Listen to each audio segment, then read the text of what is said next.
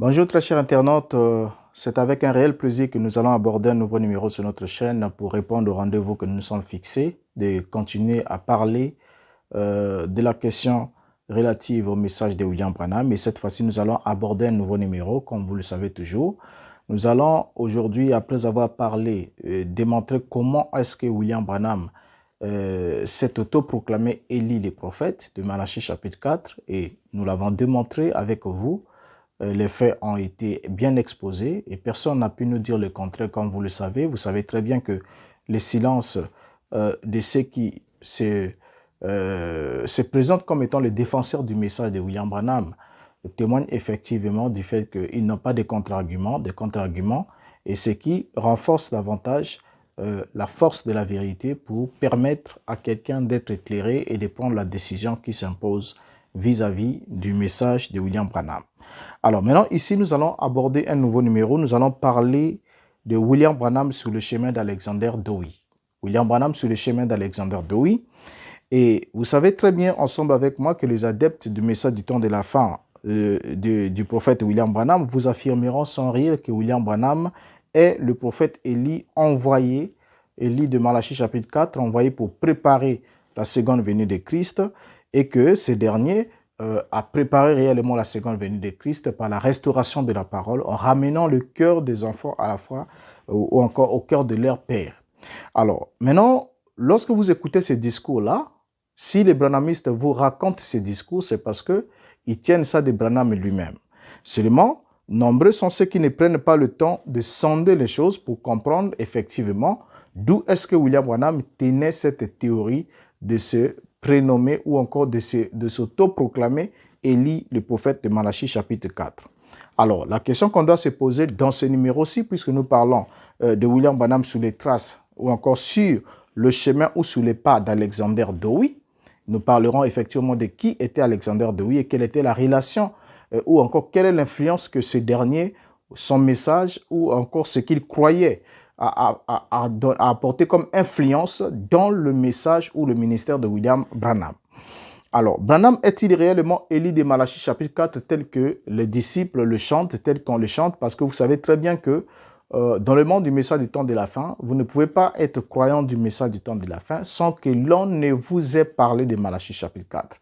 Donc, c'est le premier passage que l'on présente comme étant la porte d'entrée pour vous entraîner. Une fois qu'on aurait réussi à vous faire croire que William Branham est le prophète de Malachie chapitre 4, alors à partir de ce moment-là, on peut fermer la Bible et on peut vous faire avaler tout venant de ces citations, de ces brochures, et on n'a plus rien à craindre parce que vous avez déjà, à l'époque on disait il a avalé le prophète. Donc quand on avaler le prophète signifie quoi? On vous a convaincu par des explications multiples que William Branham était le prophète de Malachie chapitre 4. Parce que tout commence comment? On vous présente que le monde est aujourd'hui dans un état sodomite. Le Christ avait dit que le monde serait dans cette situation-là selon Luc 17:30.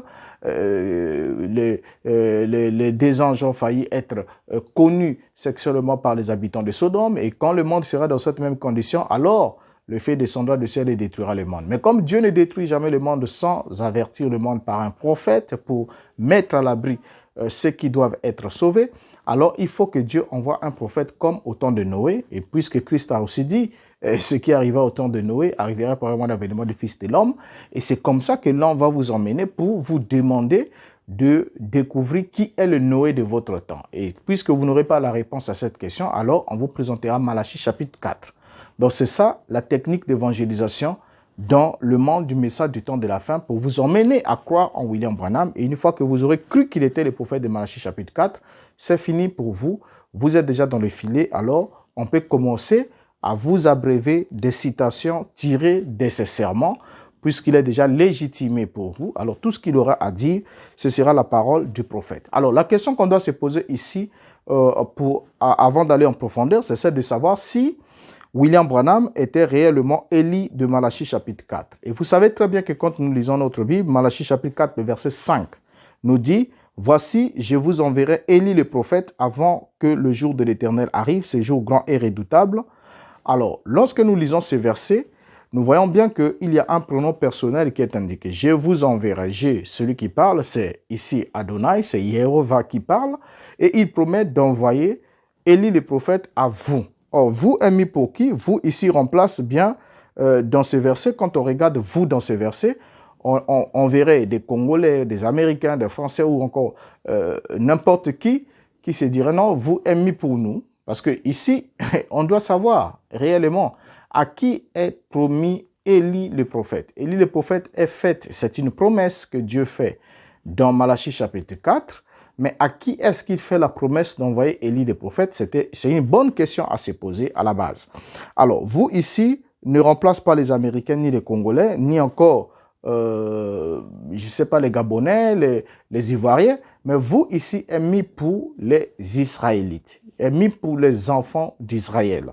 Alors, vous allez constater ensemble avec moi que lorsque nous prenons notre Bible, Malachie chapitre 4, le verset 4, déjà nous souligne un élément important d'introduction en disant « Souvenez-vous de la loi de Moïse, mon serviteur auquel j'ai prescrit en Horeb pour tout Israël des préceptes et des ordonnances. » Vous voyez, donc, rien que le verset 4 ici, au verset 4, on retrouve encore le vous. Donc, on retrouve d'abord le vous au verset 4, qui, d'après ces versets, est clairement une distinction, est clairement un indicateur qui nous désigne les enfants d'Israël. C'est à qui la parole a été envoyée, puisque même au Malachie chapitre 1, le verset 1 nous confirme cela. On lit bien, oracle, parole de l'Éternel à Israël par Malachie. Donc, rien que l'introduction du livre de Malachie nous présente les destinataires de ces livres. Donc, les destinataires premiers de ces livres, les destinataires directs de ces livres, c'était effectivement Israël qui avait reçu cet oracle. Et nous comprenons aussi que le livre de Malachie 4 n'a pas été promis aux Américains, ni aux Congolais, ou encore aux Ivoiriens, ou aux Gabonais, ou aux Sénégalais, ni même aux Chinois, ni même aux Américains ou aux Français, mais il a été plutôt promis à Israël qui avait reçu la loi de Moïse sur le mont Horeb. Vous voyez? Donc, souvenez-vous de la loi de Moïse, mon serviteur, que j'ai prescrit sur le mont Horeb des préceptes et des ordonnances pour tout Israël. Donc, ici, là, c'est à ceux qui ont reçu la loi donnée par Moïse que Élie devrait être envoyé. Donc, Élie n'est pas envoyé vers ceux qui n'ont pas reçu la loi de Moïse. Alors ça, c'est d'abord un élément important à retenir ensemble pendant que nous avançons.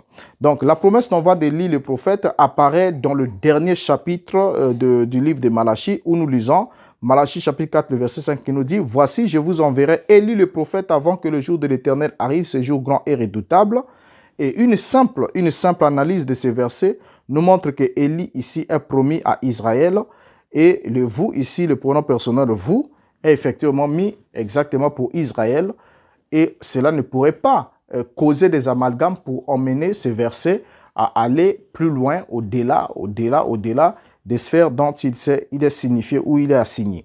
Alors, dans ces versets-là, certains disent, mais écoutez, le jour de l'Éternel doit venir, puisque Élie doit venir avant que le jour de l'Éternel arrive, ce jour grand et redoutable. Or, le jour de l'Éternel, qui est un jour grand et redoutable évoqué ici, c'est le grand jour de vengeance, le grand jour de vengeance de Dieu. Et ce grand jour de la vengeance de Dieu, Dieu va se venger contre qui? Contre qui et pourquoi? Ici, le grand jour évoqué ici, on parlera dans un numéro spécial pour parler de ce jour, mais nous allons quand même survoler ça dans ce numéro, on en a besoin.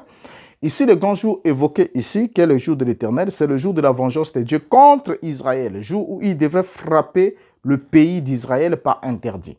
Vous voyez, donc il devait se venger contre Israël, puisque le Christ aussi l'a signifié.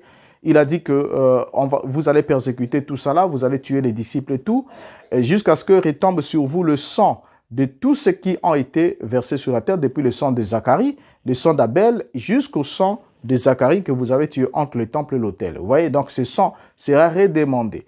Et le jugement qui était prononcé par le Mashiach était prononcé sur Jérusalem. C'était sur Israël que ce sang devait être redemandé à cette génération-là. Donc maintenant, ici, on va comprendre ensemble avec vous que pendant que nous allions, on comprend que dans le verset 4, il a dit « Je vous enverrai ». Et le verset 6, il a dit « Il ramènera le cœur des enfants à la foi de leur père », ainsi de suite. Nous lisons ce qui suit. Il a dit, Malachie 4, 6, il a dit « Il ramènera le cœur des pères à leurs enfants et le cœur des enfants à leurs pères, de peur que je ne vienne frapper le pays d'interdit. » Or, déjà quand on lit ces versets-ci, il est clair, frapper un pays par interdit signifie faire passer les habitants au fil de l'épée, détruire et brûler ce pays, ces derniers, en n'y laissant que des ruines. C'est ça ce que signifie faire passer le pays par interdit. Or, ici, Dieu est en train de préciser à ce pays qui doit recevoir Élie le prophète qu'au cas où il ne serait pas reçu et que les cœurs n'étaient pas ramenés, alors il frappera le pays par interdit. Vous voyez, de peur que je ne vienne frapper le pays par interdit. Alors, ceux qui vous disent que William Branham est le prophète Élie de Malachie chapitre 4, ne vous montreront jamais le pays qui est promis d'être frappé par interdit au cas où Élie le prophète ne serait pas reçu. Or, le pays qui est promis, le pays qui a la promesse d'être frappé par interdit au cas où Élie le prophète ne serait pas reçu, c'est le même pays auquel Élie le prophète serait envoyé. Donc, si cet Élie est William Branham et qu'il a été envoyé aux Américains, alors seuls les États-Unis d'Amérique seraient menacés d'être frappés d'interdit. Vous voyez, mais ce qui est curieux, c'est que ici, le frappé par interdit est bien défini aussi dans la Bible. Vous voyez, il y a des exemples dans la Bible et ça ne peut pas correspondre au temps moderne dans lequel nous vivons.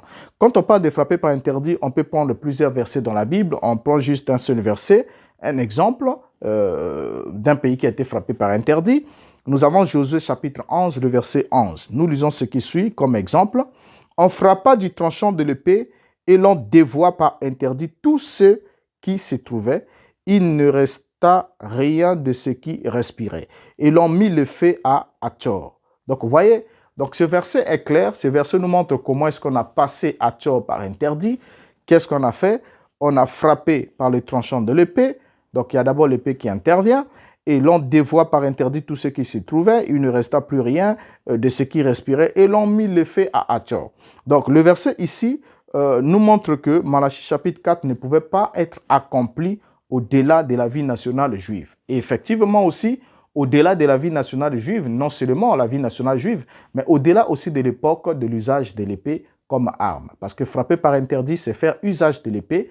Et aujourd'hui, vous n'allez pas trouver une nation qui va encore combattre avec l'épée, ainsi de suite. Or, ce qui était prévu ici, le pays qui devait être frappé par interdit, c'est effectivement Israël. On l'a expliqué déjà, on peut juste le répéter pour ceux qui n'ont pas suivi les vidéos précédentes traitant de cette question. C'est effectivement en l'an 70, que le pays d'Israël a été frappé par interdit par le pays romain, conformément à la prophétie de Malachie chapitre 4. C'était le jour de la vengeance que Elohim exerça contre Israël pour venger le sang de tous les saints et de tous les prophètes qui ont coulé à Jérusalem ou encore en Israël. Donc, voilà comment Malachie chapitre 4 a été accompli, puisque Élie le prophète n'a pas été reçu. Donc, quand il est venu, ils l'ont décapité et ils ont tué le Messie. Effectivement, avant que le Messie ne parte, il a annoncé le jugement. Avant aussi que Jean-Baptiste ne parte, il a annoncé le jugement. Il a dit, il a son van à la main, il nettoiera son air, il jettera la paille dans un feu qui ne s'éteint point. Donc, c'était le jugement qui était prononcé. Vous voyez, donc la cognée est mise à la racine de l'arbre. Le jugement était déjà prononcé. Effectivement, ce jugement va être accompli, exécuté et accompli complètement en l'an 70, qui va voir le pays d'Israël être frappé par interdit. Alors, maintenant, après cette brève introduction pour se remettre un peu, entrer un peu dans le bain du sujet, nous allons alors nous poser la question de savoir, c'est de savoir comment Branham, qui était un Américain, est-il devenu Élie promis à Israël? Parce que Malachie chapitre 4, c'est Élie le prophète qui est promis à Israël, les pays qui devaient être frappés par interdit au cas où Élie le prophète ne serait pas reçu. Effectivement, ce pays a été frappé par interdit en l'an 70 par le pays romain. Alors, comment est-ce que William Branham, qui est un Américain, est-il devenu Élie, le prophète promis à Israël? Vous voyez, alors, pour avoir une réponse à cette question, nous devons alors remonter au 19e siècle. On doit remonter au 19e siècle. Qu'est-ce qui s'est passé au 19e siècle? En effet, l'un des pères spirituels qui a longtemps inspiré William Branham était nommé Alexander Dowie. Alexander Dowie, que vous voyez l'image ici, est né en 1847 et il est décédé en 1907. Il avait déjà revendiqué ce titre d'être le prophète Élie de Malachie chapitre 4. Or, cet Alexander Dowie était un faux Élie. Vous voyez, ce faux Élie a beaucoup inspiré le ministère de William Branham au point où ce dernier le considérait comme un père dans la foi, comme un grand enseignant de la guérison divine. Et Branham avait beaucoup d'estime pour Alexander Dowie. Ceux qui sont lecteurs du message de William Branham, vous savez bien ce que William Branham a dit à propos de cet homme-là, Alexander Dowie, qui effectivement est mort 2 ans avant la naissance de William Branham. Bon, bien que dans certains points, quand nous avons parlé de naissance de William Branham, nous avons vu aussi Branham évoquant qu'il était né le lendemain de la mort d'Alexander Dowie, alors qu'Alexander Dowie est mort en 1907. Donc, ce qui remettait déjà en cause la date de naissance de William Branham de 1909. Mais là n'est pas le sujet de notre vidéo ici, nous en avons déjà parlé. Alors donc, Branham faisait beaucoup d'éloges à son mentor Alexander Dowie, jusqu'à le comparer au vieux sage Siméon de la Bible qui ne devait pas mourir jusqu'à ce qu'il ait vu la naissance du Messie. Et qu'est-ce que William Branham va dire dans Être conduit par le Saint-Esprit, prêché le 27 juillet 52, le paragraphe 13. Il dit ce qui suit. Maintenant, venons-en à l'écriture que nous avons lue ce soir. C'était juste au moment de l'apparition de l'enfant Jésus. Il y avait un vieillard du nom de Siméon, un vieux sage. Probablement, je pourrais le décrire comme quelqu'un qui ressemble au docteur Dowie. Il portait une longue barbe blanche qui flottait. Il jouissait d'une grande réputation en tant que docteur en Israël, un merveilleux ancien père de l'Église. Voilà déjà une merveilleuse citation des éloges que William Branham fait à la personne d'Alexander Dowie, en le comparant même au vieux Siméon de la Bible, ce vieux-là, Siméon, qui ne devait pas mourir jusqu'à ce qu'il ait vu le Messie, et qui avait reçu le Messie dans ses mains, et qui avait dit « Laisse ton Seigneur, ton serviteur s'en aller en paix, car mes yeux envient ton salut. » Alors, plusieurs anciens adeptes de Dowie, d'Alexander Dowie, avaient plus tard rejoint le mouvement de William Branham après la mort de ce dernier. Ils avaient rejoint le mouvement de William Branham, et notamment, parmi les adeptes qui étaient d'abord ceux de Dowie et qui ont rejoint William Branham, nous pouvons compter Gordon Lindsay et nous pouvons aussi compter F.F. Bosworth. Alors, quand on regarde autour du ministère de William Branham, on va effectivement se rendre compte qu'il a été en premier lieu alimenté, soutenu par les disciples d'Alexander Dowie, et lui-même était aussi un promoteur de la doctrine des enseignements d'Alexander Dowie que nous allons découvrir pendant que nous avançons certains éléments. Alors, voilà pourquoi, après avoir ravi le titre de l'ange de Laodicée, donc l'ange de Laodicée est le 7e ange d'Apocalypse 10 à Charles Taze Russell, Branham va cette fois-ci, en s'inspirant de son père, s'autoproclamer à son tour Élie de Malachie chapitre 4 et le précurseur de la seconde venue de Jésus-Christ. D'où est-ce que William Branham tient ce titre? Vous allez comprendre avec moi que William Branham, comme il avait dit qu'il devait rassembler, vous voyez, rassembler la parole, rassembler les éléments, les points en suspens, tout ça là. Or, rassembler la parole chez William Branham, c'était rassembler, prendre un peu de dogme ici, un peu ici, et constituer son message à lui. C'est ce qui fait que, regardez, quand vous voyez sur la tombe, la pierre tombale de Charles Taze Russell, le fondateur des témoins de Jéhovah, vous allez bien voir qu'il est mentionné 7e ange, messager de l'église de Laodicée. Voilà, ça est là. Regardez cette pierre tombale, vous vous rendez effectivement compte que le titre du 7e ange d'Apocalypse 10 ou encore d'Apocalypse 3.14 était déjà revendiqué par Charles Taze Russell, qui en a fait vraiment la promotion. Donc William Branham récupère ce titre chez lui. Mais il ne s'arrête pas là, il va aussi récupérer Malachie chapitre 4, le précurseur de la seconde venue de Christ, chez Alexander Dowie. Alors, William Branham va alors s'engager à marcher dans le chemin d'Alexander Dowie à un certain moment donné. Il ne commence pas au tout début de son ministère à se proclamer Élie, comme nous l'avons démontré dans l'autre vidéo, comment est-ce qu'il est devenu Élie de Malachie 4, et c'était pratiquement dans les années 60, nous l'avons démontré. Mais ici, nous allons maintenant voir comment est-ce que William Branham a emboîté le pas sur le chemin d'Alexander Dowie. Qui était Alexander Dowie? Nous allons prendre le temps de lire ces textes et nous allons vous donner sûrement aussi les liens pour que vous lisiez. Nous lisons ici dans Le prophète et ses prophéties de Century Magazine d'octobre 1902, page 941. Il a dit ce qui suit. Lisons. John Alexander Dowie, 1847 à 1807, prédicateur et évangéliste, professeur de guérison divine, surveillant de l'Église catholique chrétienne et fondateur de la ville de Sion, dans l'Illinois, il était sans discussion le leader chrétien le plus charismatique, coloré et controversé vivant à l'aube du XXe siècle. Il était un restaurateur et cherchait à recouvrer la condition primitive de l'Église. Il croyait en la restauration des dons spirituels et des fonctions apostoliques dans l'Église à la fin des temps. En 1899, il a prétendu être le messager de Dieu. Et en 1901, il a prétendu être le retour spirituel du prophète biblique Élie. Et c'est lui-même appelé Élie, le restaurateur, le prophète Élie ou le troisième Élie. Dowie a affirmé qu'il avait reçu la visite d'un ange et avait appris qu'il serait le prédécesseur de la seconde venue de Christ, tout comme Jean-Baptiste était le prédécesseur de la première venue. Il a fondé une grande commune appelée Zion City dans la région nord de Chicago au début de 1900.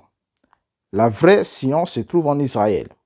Dowie a déclaré le point de départ de la restauration, la ville à partir de laquelle Dieu dirigerait personnellement les affaires de son royaume. Voilà ce que nous venons de lire. La référence est là, le texte est là et il dit déjà tout. Maintenant, en écoutant attentivement ce texte, vous allez voir que pratiquement le schéma, la caricature de la vie de Dowie et tout le titre qui s'est revendiqué, tout ce qu'il a prétendu avoir reçu comme expérience, c'est effectivement sur ce même pas que William Branham aussi va s'engager plus tard. Vous comprenez avec moi?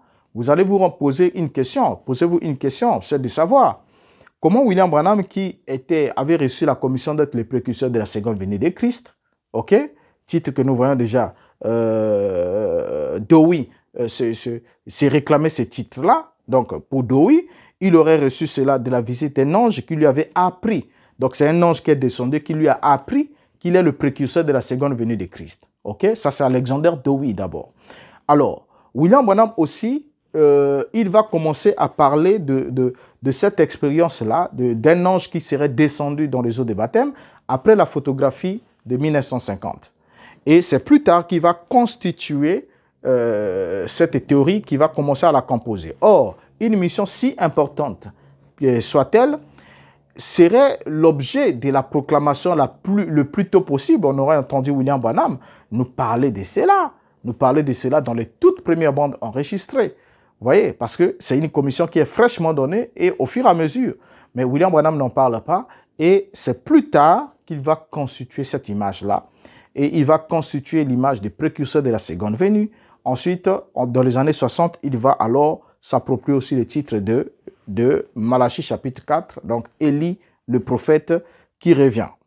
Alors, déjà ici, Dowie a été le père spirituel et le mentor de nombreux serviteurs de Dieu. Ça, on doit le rappeler. De nombreux serviteurs de Dieu qui ont prêché la guérison divine, tels que John G. Lake, tels que Charles Perams, donc celui de qui est sorti William Joseph Seymour, tels que B.B. Bosworth, Phineas D. Yoakum, Raymond Richey, F.F. Bosworth et effectivement Gordon Lindsay. Alors, Gordon Lindsay qui va aussi suivre Branham plus tard et bien d'autres serviteurs qui étaient avec Dowie qui ont continué à suivre William Branham. Donc, ils ont fait le transfert. Ils sont passés de chez Dowie pour suivre William Branham. Alors, Dowie était réputé depuis longtemps comme un faux prophète. Il était réputé depuis longtemps comme un faux prophète, même par plusieurs de ses propres disciples. Donc, plusieurs de ses propres disciples avaient déjà compris que Dowie était un faux prophète. Parce que le critère d'être un faux prophète est très facile. Vous savez que dans le monde du message de William Branham, il y a une question auquel le croyant du message ou le prédicateur ne pourront jamais vous donner les réponses lorsque vous leur posez la question de savoir qu'est-ce qu'un faux prophète. Donnez-moi la définition d'un faux prophète. Ils ne pourront pas vous définir un faux prophète parce que dès qu'ils vous donnent la définition d'un faux prophète, ils vont effectivement se rendre compte que cela colle parfaitement avec William Branham. D'où la définition d'un faux prophète n'a jamais été enseignée dans le message de William Branham et aucun prédicateur du message de William Branham ne peut vous donner la définition d'un faux prophète. Ils n'en ont pas. En tout cas, le défi est même lancé que quelqu'un nous mette la définition d'un faux prophète en commentaire, un croyant du message qui nous mette la définition d'un faux prophète en commentaire et nous verrons effectivement si cela ne cadre pas avec le ministère de William Branham. Alors, donc, Dowie était déjà réputé comme un faux prophète même par ses propres disciples, et reconnu de son vivant. Et une de ces prophéties était une prophétie apocalyptique qui avait complètement échoué décrivait la fin des États-Unis d'Amérique en 1954. Donc Dewey déjà avait prophétisé que les États-Unis d'Amérique vont connaître sa fin en 1954. C'était un ainsi dit le Seigneur. Effectivement, Dewey va mourir en 1907 et en 1954, on n'a pas vu les États-Unis partir, disparaître de la carte de la Terre. Tout comme William Branham, lui aussi, avait donné la prophétie selon laquelle les États-Unis seraient effacés de la carte de la Terre en 1977 par une bombe qui viendrait de la Russie, qui va effacer les États-Unis de la carte de la Terre. Mais voilà, 1977 est passé et les États-Unis sont toujours là. Mais il y a quand même des gens qui continuent à prêter foi aux paroles d'un homme qui a prophétiquement échoué, dont Dieu, le Dieu de la Bible, n'a pas soutenu ses paroles pour montrer que ces derniers ne venaient pas effectivement de lui. Parce qu'il dit, je soutiens, j'accomplis la parole de mes envoyés, j'accomplis ce que prédisent mes envoyés. Mais ce que prédisent ceux qui ne sont pas envoyés, Elohim ne les accomplit pas, il rend néant les prophéties mensongères. Alors maintenant, Maintenant ici, malgré le fait que Alexander Dewey ait échoué prophétiquement en 1954, les États-Unis n'ont pas disparu, donc l'Apocalypse n'est pas arrivé en 1954. Mais malgré ça, vous allez quand même trouver les étudiants de Bethel qui vont néanmoins sur la tombe d'Alexander Dewey pour chercher l'onction qui était sur lui. Or, l'onction qui était sur un faux prophète, quand cette onction vient sur vous, c'est effectivement aussi l'onction d'un faux prophète. Quand vous recevez l'onction d'un faux prophète, vous serez inévitablement aussi un faux prophète et vous suivrez effectivement son chemin pour terminer exactement comme lui. Alors, Gordon Lindsay et F.F. Bosworth étaient tous deux des sionistes, donc partisans d'Alexander Dewey. Voici même la photographie des trois hommes à la tombe de Dewey. Là, vous avez Bosworth d'un côté, vous avez William Branham et vous avez Gordon Lindsay. Voilà, les trois sont là, ils sont autour de la tombe, ils sont venus se recueillir ou encore ils sont venus visiter la tombe de leur maître Alexander Dewey, tous les trois. Alors, ensemble, les deux hommes et Branham ont ensuite, donc Gordon Lindsay, Bosworth et William Branham, ont ensuite fait la promotion, donc ils ont promis les doctrines de Dewey dans le magazine The Voice of Healing que Branham a édité et vendu. Donc, ce magazine-là que Branham a édité et vendu, dont vous entendez parler, The Voice of Healing, était un magazine qui avait fait la promotion des doctrines, des enseignements d'Alexander Dewey. Lindsay et William Branham étaient tous deux des membres du conseil d'administration du magazine. Alors, Lindsay a ensuite écrit même des livres en louant Dewey pour son ministère de guérison. Vous voyez? Parce que ils avaient vraiment cette mission de faire la promotion des doctrines d'Alexander Dewey. Alors, Dewey était particulièrement dur envers les musulmans. C'était un homme qui était très dur envers les musulmans et il croyait que Christ détruirait les musulmans à son retour. Donc, selon Alexander Dewey, Christ devait détruire les musulmans à son retour et Christ l'avait envoyé pour qu'il soit le précurseur de sa seconde venue. Mais de l'autre côté, il y avait Mirza Ghulam Ahmad qui avait lui aussi affirmé être la seconde venue de Christ. Donc, la venue de Christ dans l'esprit, ainsi que l'imam promis dans l'islam, tel qu'on appelle l'imam Mahdi. Alors, ça a amené un conflit entre les deux, parce que Alexander Dewey s'est dit, je suis le précurseur de Christ, et voilà que de l'autre côté, au niveau de l'islam, Christ apparaît, il est déjà revenu, alors les deux ne sont pas d'accord l'un envers l'autre, et ça a amené un sérieux conflit. Alexander Dewey était très très dur envers les musulmans, et ils sont rentrés même dans les défis qu'on aura peut-être le temps de vous apporter d'autres éléments, qui ont témoigné aussi que Alexander Dewey, effectivement, avait succombé par rapport à ces défis-là. Mais là n'est pas notre question. Alors, maintenant ici, Alexander Dewey, au fait, l'imam Mahdi, selon l'islam, devait établir la victoire finale de l'islam sur la terre, selon ce que soutenait soutenait l'imam promis, encore l'imam Mahdi, le Messie promis, Mirza Ghulam. Alors, ils étaient en conflit, en contradiction totale avec Alexander Dewey. Alors, Ahmad a défié Dewey, donc il a lancé un duel à Dewey, un duel de prière que ce dernier a rejeté, il a refusé. Alors, stipulant que les faux demandeurs mouraient 200 vivants. Donc, dans ce défi-là, les faux demandeurs devaient mourir 200 vivants.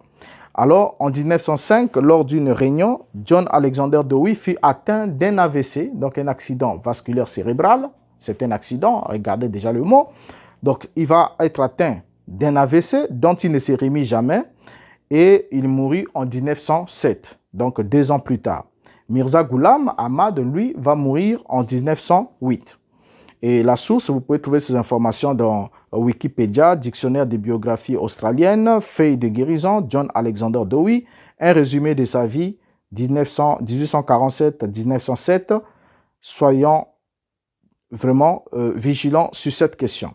Alors, Branham a prêché à plusieurs reprises dans l'église de Dowie, son mentor, et il est considéré comme étant un véritable prophète. Donc ça, c'était William Branham. Il considérait Dowie comme étant un véritable prophète et il a plusieurs fois prêché dans les églises d'Alexander Dowie. Voici quelques citations de William Branham parlant d'Alexander Dowie. Nous allons les lire.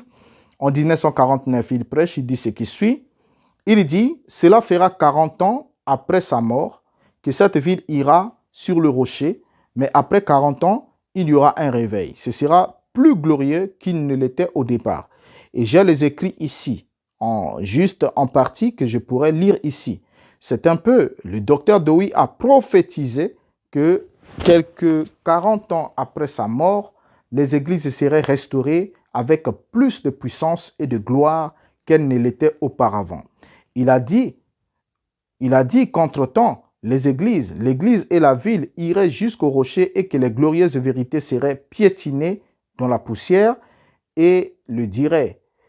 Mais après 40 ans, il a dit qu'il y aurait un réveil, cela rendrait la ville plus glorieuse que jamais.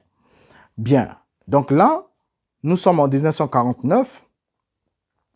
William Branham est en train de nous parler ici de Dowie en disant que le docteur Dowie a prophétisé. Donc, il lui accorde même le titre d'un docteur. Il dit qu'il a prophétisé que quelques 40 ans après sa mort, cette ville va connaître un puissant réveil, plus puissant qu'il n'en a jamais connu, même de son vivant. Alors, dans la prédication prêchée le 25 juillet 1952, les expériences, William Branham ajoute, il a dit, Frère Bosworth a été élevé ici à Sion, sous le docteur Dowie, et ainsi de suite. Et il l'a cru. Et je crois qu'il est l'un des plus grands enseignants aujourd'hui en matière de guérison divine. Donc, il fait des éloges à Bosworth et témoigne que ce dernier a été élevé, donc un véritable élève d'Alexander Dowie. Et dans la prédication du Holy Spirit, prêchée le 27 juillet 1952, Branham ajoute ce qui suit. Je peux l'imaginer ressemblant au docteur Dowie, une longue barbe blanche et fluide. Il avait un nom exceptionnel en tant qu'enseignant en Israël, un merveilleux vieux père d'église. Là, quand il parle effectivement de vieux Siméon. Alors, dans la prédication, la marque de la bête. Dans la prédication, la marque de la bête, prêché le 13 mai 1954, il ajoute, regardez le docteur Dowie dans la ville de Zion. Pourquoi aujourd'hui il y rirait face à la guérison divine quand la ville était basée sur elle? Donc, vous voyez là que, avec ces quelques citations que nous avons lues, nous voyons que William Branham croyait même que Dowie était en quelque sorte un prophète, donc un docteur, un grand enseignant de la guérison divine et un prophète en même temps. Et il croyait même que ce dernier avait prophétisé sur sa venue au monde. Il va nous le dire dans Notre espoir repose en Dieu, prêché le 29 septembre 1951, le paragraphe 8. Il dit ce qui suit jusqu'au paragraphe 9. Lisons-le. « Oh, si Jésus tarde et que je peux rester si longtemps, que je sois comme cela, c'est vrai. Frère Richer, ici, comment je peux parler de lui? Comment, au cours du temps où j'étais un petit garçon à l'école, il était là, prêchant l'évangile et priant pour les malades. Alors que j'étais juste un petit garçon, vos mères et vos pères l'ont écouté prêcher l'évangile sur la guérison divine et tous deux viennent de Zion dans l'Illinois. Les candidats qui s'asseyaient au pied du grand enseignant, le regretté docteur Dowie. Et docteur Dowie, à sa mort, avait prophétisé que j'irais à cette cité-là 40 ans après sa mort. Je n'en savais rien. Il est mort un jour et moi, je suis né le lendemain. Et 40 ans jusqu'au jour où je suis entré dans la ville, je n'en savais rien. Oh, comme le grand mouvement de Dieu est en train de s'y rassembler. J'entends le bruit d'une pluie abondante. Le paragraphe 9. Maintenant, au chapitre 6, verset 8, suivez attentivement. Dieu n'a jamais promis de bénir ma parole, mais il a promis de bénir sa parole. Et maintenant, écoutez attentivement donc, alors que nous revivons ce jour où ce grand homme, Élisée, avait une double portion de l'esprit d'Élie. Il n'y a jamais eu dans un âge deux prophètes majeurs sur la terre au même moment. Il y a eu plusieurs prophètes mineurs, mais il y avait un seul prophète majeur. Et Élie était le prophète jusqu'à ce qu'Élisée fût venu. Alors, quand Élie était enlevé, une double portion de l'esprit d'Élie est venu sur Élisée. Fin de citation. Maintenant, remarquez déjà ici, avec ces deux citations qu'on vient de lire ici, de William Branham, la toute première, William Branham nous dit qu'il est né le lendemain de la mort d'Alexander Dowie, que ce dernier aurait prophétisé sur la venue de William Branham dans cette ville-là, qui reviendrait là 40 ans plus tard, prophétie que nous n'avons pas lue ensemble avec vous, qui n'existe pas. Au fait, nous n'avons pas pu la lire. Branham ne nous l'a pas lu aussi. Mais ce qui va nous intéresser ici, c'est que William Branham, au paragraphe 9, souligne un élément important. Il dit, et donc maintenant, écoutez attentivement, donc, alors que nous revivons ces jours où ce grand homme, Élisée, avait une double portion de l'esprit d'Élie. Quand William Branham parle d'Élisée, nous revivons ce grand jour où il y avait un Élisée qui avait la double portion de l'esprit d'Élie. William Branham est effectivement en train de faire allusion à Alexander Dowie. Quand il fait allusion à Alexander Dowie, donc il présente Alexander Dowie comme étant un Élisée qui avait une double portion de l'esprit d'Élie. Et il continue plus bas en disant qu'il n'y a jamais eu deux prophètes majeurs dans un seul âge, deux prophètes majeurs dans un âge, sur la terre au même moment. Il y a eu plusieurs prophètes mineurs, mais pas deux prophètes majeurs. Donc Élie était un prophète majeur jusqu'à ce qu'il soit enlevé. Alors Élisée a pris la relève. Et là déjà, nous sommes en 1951. Vous voyez, donc, ici, William Branham est déjà en train de nous faire des éloges, de présenter Alexander Dowie comme étant un grand personnage, un très grand personnage, et il avait beaucoup de l'estime. Il a parlé, il a dit les candidats qui s'asseyaient au pied du grand enseignant, les regrettaient Alexander Dowie. Mais malgré tous les éloges que William Branham a fait sur Alexander Dowie, William Branham va, après avoir vanté son mentor, plusieurs fois vanté son mentor, à plusieurs reprises, il va alors commencer à les critiquer. Il va les critiquer en oubliant que lui aussi fait partie exactement de la même lignée des faux Christ et des faux prophètes. Et William Branham va critiquer alors Alexander Dowie dans la prédication, le 4e sceau, prêché le 21 mars 1963, le paragraphe 122. Il va dire ce qui suit. On a eu les vêtements d'Élie, on a eu les manteaux d'Élie. Oh, il y a eu des gens qui, John Alexander Dowie, qui s'est fait enterrer là-bas, enveloppé dans un manteau. Il disait qu'il était Élisée. Et on a eu toutes sortes de choses comme ça. Qu'est-ce que c'est? En fin de compte, c'est seulement pour empêcher une vérité qui va vraiment être apportée. Voyez, avant la venue de Jésus, il y a eu des faux Christ. Voyez, c'est toujours comme ça. C'est Satan qui présente une contrefaçon pour troubler la pensée et la foi des gens avant que la chose arrive pour vrai. C'est tout. Voilà. Donc ici, William Branham qui, après avoir fait beaucoup d'éloges à Alexander Dowie, le voilà qui commence à les critiquer et, excusez-moi, il commence à les critiquer et qu'est-ce qu'il fait? Il nous dit que John Alexander Dowie s'est fait enterrer là-bas, enveloppé d'un manteau. Il disait qu'il était Élisée. Et maintenant, il disait qu'il était Élisée. Alors que, plus haut, il nous a dit que cet homme, c'est grand Élisée, ainsi de suite. Il a vanté qu'il avait une double portion de l'esprit d'Élie et tout ça là. Mais voilà qu'ici, il commence à les critiquer et à présenter la position d'Alexander Dowie comme étant la position d'un contrefacteur, en disant que ce dernier, et c'était une contrefaçon, donc c'est d'abord quelque chose qui vient pour empêcher à la vérité d'être apportée au temps convenable. Donc, en d'autres termes, Élie ou encore Alexander Dowie était juste un contrefacteur selon William Branham. Donc, c'est Satan qui avait permis à Alexander Dowie de se faire passer pour précurseur de la seconde venue de Christ, de se faire passer pour Élie le prophète, de se faire passer pour tout ça là.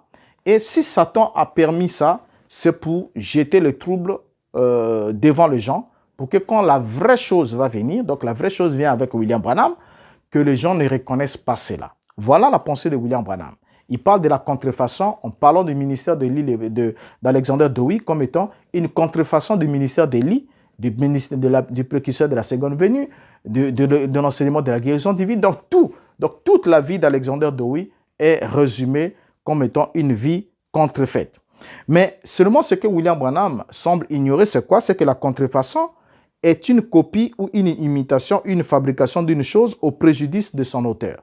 Donc on ne peut pas parler de la contrefaçon aussi longtemps qu'il n'y a pas d'abord une œuvre originale. Vous voyez? Donc entre l'imitation et l'imitation vient toujours après une œuvre. On ne peut pas imiter quelque chose qui n'existe pas encore. Donc, entre William Branham et Alexander Dowie, qui se sont tous les deux réclamés le titre d'Élie le prophète, si l'un doit être un contrefacteur, ça veut effectivement dire que c'est celui qui vient en second lieu qui doit être le contrefacteur. C'est très clair. On peut prendre un exemple facile. Une fois dans notre pays, au Congo, en République du Congo, nous avions les coupures de banque qui portait la mention République populaire du Congo. Et quand nous sommes passés à la conférence nationale souveraine, nous avons repris l'ancien nom République du Congo. Alors, la monnaie qui portait la mention République populaire du Congo avait reçu un certain délai d'utilisation, de circulation. Ensuite, cette monnaie a été retirée de la circulation. Donc, une fois que la monnaie est retirée de la circulation, nous avons maintenant les billets qui portent République populaire du Congo. Maintenant, pour qu'il y ait le faux billet, donc les gens ne peuvent pas contrefaire. Aujourd'hui, là, quelqu'un ne peut pas mener une machine de faux billets qui va fabriquer des billets des Républiques populaires du Congo. Parce que même les vrais billets des Républiques populaires du Congo ne sont plus d'usage.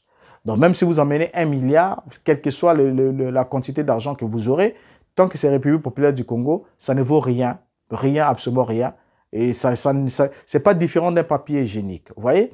Alors, pour qu'on puisse contrefaire un billet de banque, il faudra d'abord qu'il y ait des vrais billets qui soient fabriqués sur une certaine marque. Et c'est alors, après la mise en circulation des vrais billets, qu'il y aura la contrefaçon qui sera une imitation du véritable.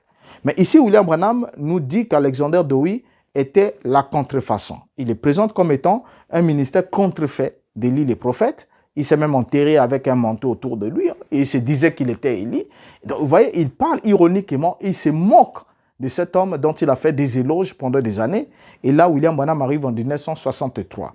Alors, lorsqu'il parle de la contrefaçon, nous comprenons déjà que William Branham ne sait pas ce que c'est la contrefaçon. Et entre lui et Alexander Dowie, s'il y a un qui a contrefait l'autre, c'est effectivement celui qui vient en second lieu, qui doit emmener une contrefaçon, bien une imitation du véritable que le premier a emmené. Alors, quand William Branham va alors déclarer, va alors tenir ce genre de propos contre le ministère d'Alexander Dowie, la personne d'Alexander Dowie, alors que lui aussi s'est réclamé le même titre qu'Alexander Dowie, qu'il est Élie aussi de Malachie chapitre 4, il est précurseur de la seconde venue de Christ, et il a longtemps fait la promotion des enseignements d'Alexander Dowie en matière de la guérison divine et tout. Alors, cela n'avait pas réjoui son collaborateur Gordon Lindsay. Quand Gordon Lindsay, qui était un grand collaborateur de William Branham, dont les parents furent aussi des adeptes de Dowie, et qui a grandi dans le mouvement dowiste, a remarqué que son nouveau patron, William Marion Branham, était devenu aussi Élie de Malachie 4, exactement comme Dowie l'avait fait en son jour. Alors, Gordon Lindsay s'est séparé de William Branham. Donc, il s'est séparé, personne ne vous dira le contraire. Ça dit, on vous parle de Gordon Lindsay, par exemple, qui a été dans l'équipe William Branham longtemps, mais quand il quitte William Branham, personne n'a pris le soin d'aller poser la question à Gordon Lindsay, pourquoi est-ce qu'il a quitté William Branham? Mais Gordon Lindsay va lui-même le dire dans un extrait ici. Nous avons ici, voici un extrait des propos de Gordon Lindsay, tiré du livre My Dear Secret en 1976. Il dit ce qui suit. Gordon Lindsay répondit gravement, oui, c'est Branham. Il commet une erreur, il pense qu'il est Élie. Il pense qu'il est le messager de l'Alliance. Donc voilà déjà, pour Gordon Lindsay, William Branham commet une erreur, il pense qu'il est Élie, il pense qu'il est le messager de l'Alliance, et lui n'a pas attendu que Branham meure pour le quitter, mais il a quitté Branham de son vivant, et le motif, c'est parce que Branham a marché sur le chemin d'Alexander Dowie. Et dans le livre de Kenneth Hagin, donc un évangéliste de l'époque de Branham, intitulé « He gave the gift unto men », page 164 à 170, sur une prophétie qui a été donnée sur la mort de Branham, on peut lire ce qui suit. Parce que quelqu'un pourra dire, dans un autre numéro qui viendra, nous allons parler pour montrer la crédibilité de ces deux hommes-là. Parce que quelqu'un peut dire, non, il avait prophétisé sur la mort de William Branham, mais est-ce qu'ils sont crédibles, tout ça là? Oui, c'est des gens auxquels William Branham a rendu lui-même témoignage qu'ils étaient authentiques. Vous voyez, donc que ce soit ces prédicateurs, cet évangéliste, comme la sœur qui avait donné la prophétie, nous allons parler, vous montrer ce que William Branham lui-même dit d'eux, mais ils avaient déjà reçu un avertissement en ce qui concerne William Branham. Et nous pouvons lire dans son livre ce qui suit cet extrait, nous le lisons, il dit, Frère Lindsay a dit, j'étais occupé et j'ai laissé ça m'échapper, et je ne suis pas allé l'avertir comme je le devrais. Puis, plus tard, ma femme et moi, ainsi que Serge Schrader, avons de nouveau prié pour des projets de ministère. Encore une fois, Serge Schrader a lancé en plein milieu de la prière, « Va prévenir Frère Branham, il va mourir, il marche dans le chemin de Dowie. » Voilà. Donc, plusieurs personnes qui travaillaient avec William Branham, à l'époque, avaient déjà compris que William Branham, en usurpant le titre d'Élie le prophète, avait emprunté le chemin d'Alexander Dowie. Ils avaient compris cela. Et Alexander Dowie était déjà reconnu comme étant un faux prophète. Et ce qui fait que certains n'ont pas voulu prendre le risque ayant compris que le chemin d'Alexander Dowie, c'était un chemin non aboutissant, c'était le chemin des faux prophètes.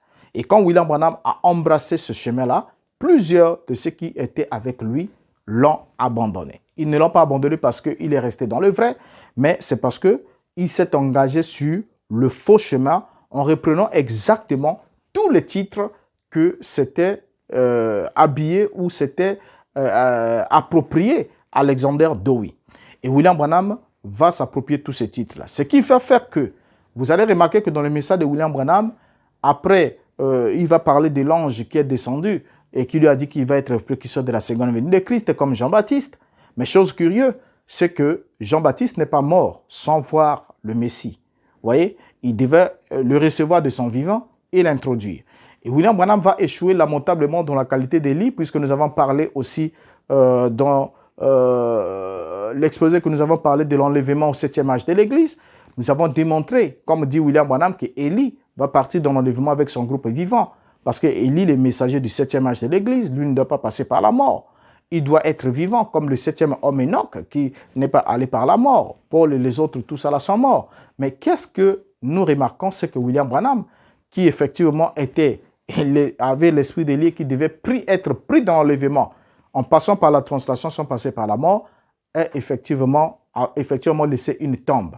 Donc il a une tombe qui est là, et il est là sous cette pierre tombale, comme bien effectivement tous les mortels. Ce qui témoigne encore une fois de plus de l'échec de sa mission, de l'échec de sa prophétie, de l'échec de la prédication. Alors, malheureusement, plusieurs branhamistes, par ignorance, continuent à croire mordicus au mensonge de William Branham, en continuant à croire que ce dernier est Élie de Malachie chapitre 4, même si ce dernier a lamentablement échoué. Mais une chose aussi qu'on doit attirer votre attention avant de terminer, c'est quoi? C'est qu'en dehors de l'île des prophètes, vous allez remarquer qu'en dehors de l'île des prophètes dans la Bible, qui a passé une expérience d'élévation, la Bible dit qu'il fut enlevé au ciel, ok? Bien que plus tard, la Bible nous montre que ce dernier est encore sur la terre, puisqu'il écrivit la lettre à un roi qui est venu même après la mort d'Élisée. Donc ça peut pas faire l'objet d'un débat, nous en avons déjà parlé. Mais vous allez constater ensemble avec moi que tous ceux qui ont reçu l'esprit d'Élie ont goûté à la mort. Ils ont goûté à la mort. Donc Élisée qui a reçu la double portion de l'esprit est mort. Ok, il a été enseveli. Jean-Baptiste qui a reçu la double portion de l'esprit d'Élie est mort, il a été enseveli. Même les deux témoins, l'un des deux témoins d'Apocalypse chapitre 11, la Bible dit qu'il serait tué, bien qu'il sera ressuscité plus tard, la Bible dit qu'il devait être tué. Mais chose curieuse, c'est que quand William Branham, lui, il s'accapare aussi de ce même esprit, il va suivre le chemin d'Alexander Dowie et des autres, parce qu'Alexander Dowie se disait aussi qu'il était précurseur. L'ange lui avait dit qu'il était précurseur, ça s'est démontré, il y avait des guérisons divines, il y avait la puissance et tout ça là, qui rendait témoignage, mais et voilà qu'il va mourir sans avoir introduit celui dont il disait être le précurseur. Et William Branham a suivi le même schéma, il a marché sur le schéma d'Alexander Dowie, et effectivement, il a terminé aussi sa course comme Alexander Dowie par un accident. Alexander Dowie l'a terminé par un accident vasculaire cérébral et William Branham l'a terminé par un accident de circulation. Donc, voilà comment William Branham a marché sur le chemin d'Alexander Dowie. Voilà ce qui a fait qu'il puisse être séparé avec Gordon Lindsay. Alors, ne vous laissez plus, mon cher frère, vous qui n'avez jamais compris où est-ce que William Branham tenait ce titre-là, nous sommes en train de vous définir, de vous démontrer ça, que vous comprenez que ces derniers n'attendaient pas ces choses, ne recevaient pas ces choses de Dieu, mais ils faisaient juste une imitation, une copie de ce qu'ils entendaient de la part de ses mentors. Une fois que les mentors ne sont plus sur scène, William Branham récupère ce titre-là et s'approprie ce titre. Et malheureusement, il échoue lamentablement, même si il y a des gens qui en ont fait un fonds de commerce et qui continuent à se battre mordicus juste pour vos dîmes. Mais ils ne vous diront pas la vérité que William Branham n'est pas Élie de Malachie chapitre 4, il n'est pas Élie le prophète et que ce n'est pas Dieu qui lui a révélé qu'il était Élie. Et non, non, non, mais il a pris cela des enseignements d'Alexander Dowie. Alors, je vous prends congé pour ce numéro-ci et vous donne rendez-vous pour un autre numéro. Si vous avez aimé la vidéo, partagez le lien. Ne manquez pas de liker. Si vous n'êtes pas encore abonné, ne manquez pas de vous abonner sur la chaîne pour que vous soyez toujours servi et que en cliquant aussi sur la cloche de notification, cela vous permettra d'être toujours averti chaque fois qu'il y aura une nouvelle vidéo qui sera mise en ligne pour que vous soyez ici. Vous avez des suggestions, des avis, mettez-les en commentaire. Nous serons toujours ravis de vous lire et d'y apporter des réponses dans la mesure de la grâce divine. Soutenez-nous aussi par vos prières, par tous les moyens possibles parce que la bataille est grande. Si vous avez aidé quelque temps, peu que cela, vous avez été aidé quelque temps, peu que cela soit par ces messages, ces avertissements, que cela a éveillé votre conscience, faites aussi tout ce qui est de votre pouvoir en contribuant aussi à éveiller la conscience des autres. Un jour, l'histoire nous donnera raison et l'histoire confirmera qu'effectivement, vous avez choisi le bon chemin puisque la Bible, la parole de Dieu est là, les évidences sont là et témoignent exactement que William Branham avait usurpé le titre d'Élie le prophète, tout comme l'avait fait ceux qui l'ont précédé. Charles Taze Russell, aussi des témoins de Jéhovah, avait voulu le faire, mais quand il a étudié, il a compris que ça ne devait pas marcher. Il avait pris ça, il avait jeté dans la poubelle. C'était un projet des témoins de Jéhovah, mais ça a été jeté dans la poubelle. Et quand William Branham est arrivé, il a récupéré ça chez Bosworth, chez Wood, il en a pris, il a pris chez Alexander Dowie, et voilà, il s'est fait proclamer, il s'est autoproclamé Élie le prophète en suivant ce chemin-là, qui malheureusement s'est terminé dans la fatalité. Alors je vous dis au revoir et vous prends congé pour ce numéro-ci. Et ma prière est que jusqu'à ce qu'on se retrouve au prochain numéro, Dieu vous garde. Merci.